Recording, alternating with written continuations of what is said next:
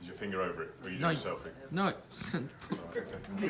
Right, as part of your exam, you are more than likely going to be asked to complete or recognise or fill in the gaps from a circuit diagram. Okay, so we're going to go through each of them so you can do them from scratch.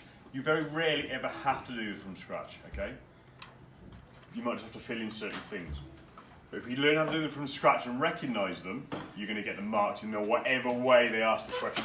So for a 5 Astable, if you remember, the Astable is the one that when you look at the time signal graph, does that.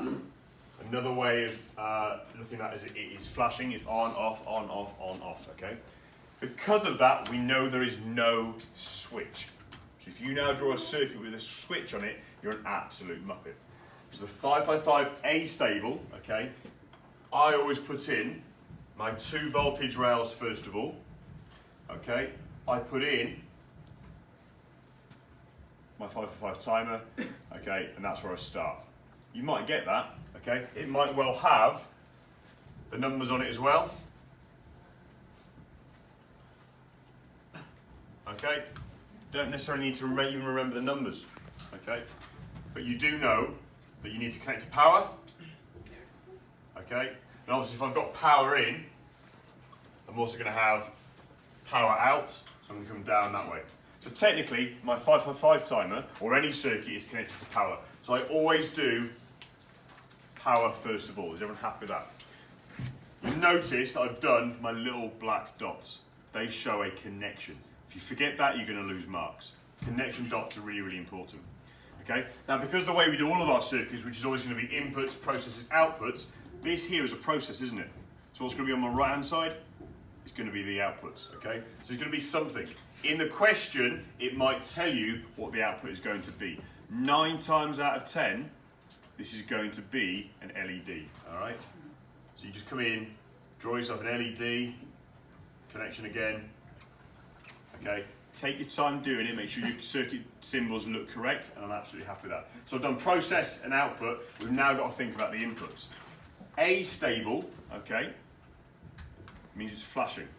Okay, it's got 2 modes. It's got on and it's got off. That's 2 modes. That means, easy way of remembering that, 2 resistors.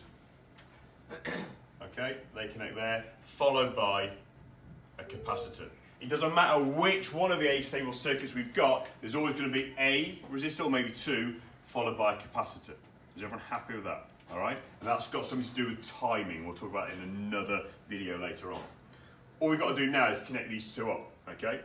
So for this one, 7 goes to there. In between the 2 resistors, 6 and 2 go there. And that is the 5 Astable circuit. A couple of things you might be asked to do is put in the resistors. Somewhere in the question it might go R1 equals blah, blah, blah.